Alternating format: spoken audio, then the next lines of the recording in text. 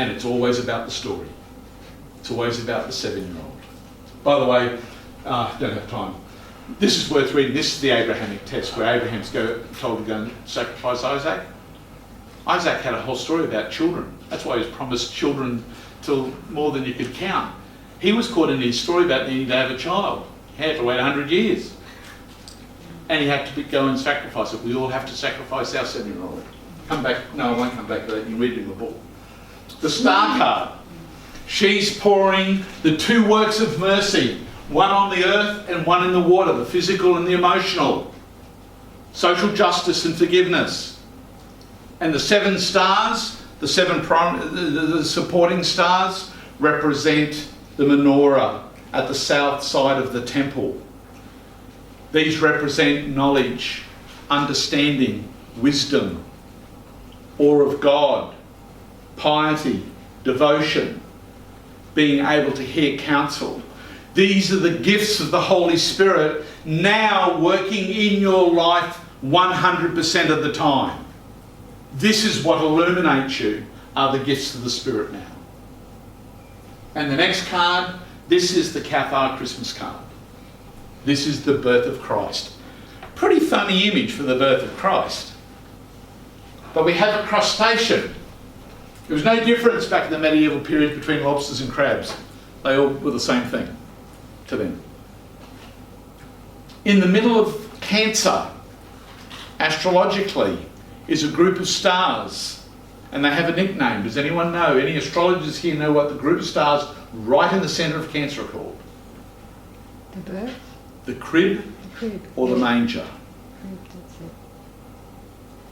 This represented the birth of Christ. Now, because we've now fully aligned with hearing the Spirit, with being love-centered in all that we're doing, we now give birth to the Christ.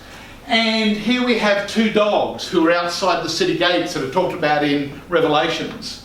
And they are the gatekeepers to smell the odour of sanctity. If you still have any smell of greed, pride, wrath, envy, lust, gluttony, sloth, guess what? You can't pass the gatekeepers. And what's this then all about?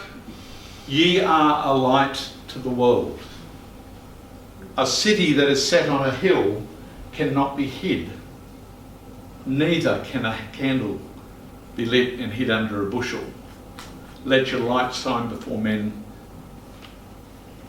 let men see your good works, that they may glorify your Father in heaven. This is the point at which, in having developed Christ consciousness and being born with the Christ within you, you now turn up in the world as the exemplar.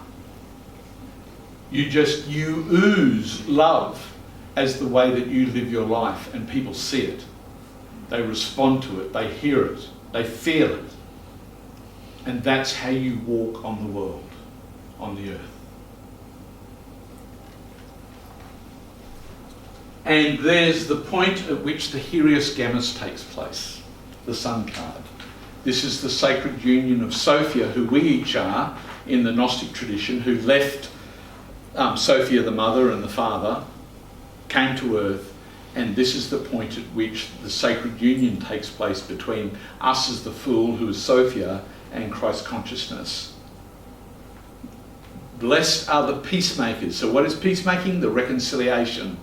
This is the reconciliation of the Christ with the fool, and they now become one, and they are now an androgyny.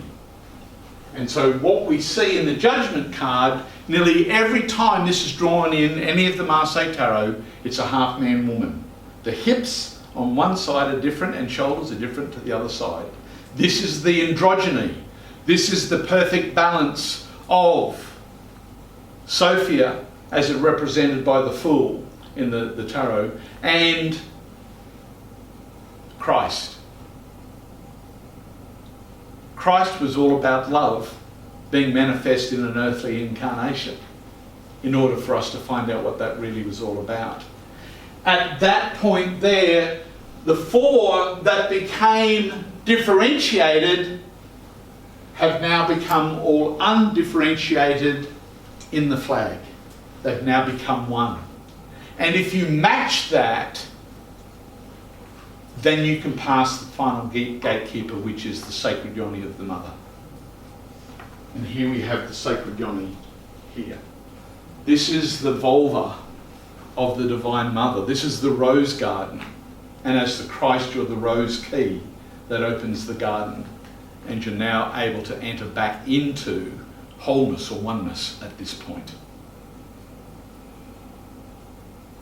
And there's a whole end chapter about what that looks like. Which, who knows, really, other than we can have some words that try to give an attempt to describe it. It was all about adopting a consciousness of love. By the way, if you don't pass the test of this, guess what happens? Reincarnation.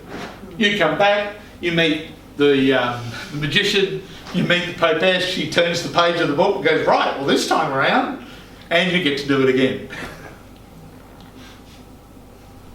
But the Cathars believed that if you could live your life in kindness, 100%, there was a point at which you could re-enter the sacred yoni of the mother to become, the two become four, they, which all become one, they become the us. My friends, that's what's described and written about in this book, The Sacred Roots of the Tarot. I have donated a copy of it to the library. Yes, thank you. So there will be one there. Do you have some copies for sale? And I do have, if they're $40, and if anyone would like to purchase a copy of it, then come and speak to me. But that's what is described within my book, The Spiritual Roots of the Tarot. Thank you. Very good. All I can say is that was breathtaking. The whole spiritual journey outlined so clearly. And so thank you very much. That was beautiful. Really well done. Does anybody have any questions that they'd like to ask?